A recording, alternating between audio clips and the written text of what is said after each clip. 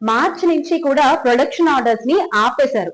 ఇలా పీఓస్ మార్చి నుంచి ఆపేసిన ఒక ఇన్ఫర్మేషన్ ని కూడా మీరు కావాలంటే రైతు ఇన్ఫర్మేషన్ యాక్ట్ 2005 ద్వారా మీరు తెలుసుకోవచ్చు. డీటెయిల్ ఇన్ఫర్మేషన్ మీరు అభ్యర్థన తెలియజేస్తే 10 to 15 days లో మీకు చేరుతుంది. ఇలా పీఓస్ ని ఆపేసి ఎలా అయితే మద్యం అమ్ముకునే వాళ్ళకి, అలాగే నకిలీ మద్యం తయారీకి, నకిలీ మద్యం సరఫరాకి ఇండైరెక్ట్ గా ప్రస్తుత గవర్నమెంట్ ఎలా సపోర్ట్ చేస్తుంది అన్న విషయం మీకు క్లియర్ గా అర్థమవుతుంది.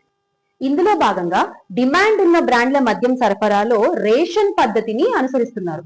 వివరాల్లోకి వెళ్తే, ఉదాహరణకు ఒక మద్యం షాపు యజమాని ఆయన షాప్ లో నాకు రోజుకి ఈ మద్యం 10 కేసులు కావాలి అని అడిగారు అనుకోండి.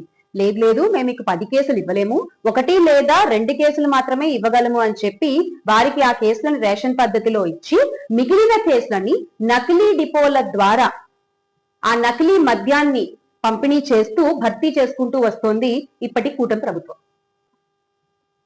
ఇలా మద్యం ఉత్పత్తిని ప్రభుత్వమే తగ్గించి కృత్రిమ కొరతని సృష్టించి ఆ కొరతని నకిలీ మద్యం డిపోల నుంచి ఆ నకిలీ మద్యాన్ని సరఫరా చేస్తూ భర్తీ చేసుకుంటూ వస్తున్నారు.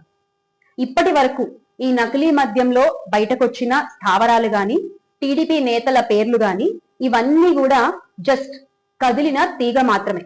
ఇంకా కదలాల్సిన డొంక చాలానే ఉంది.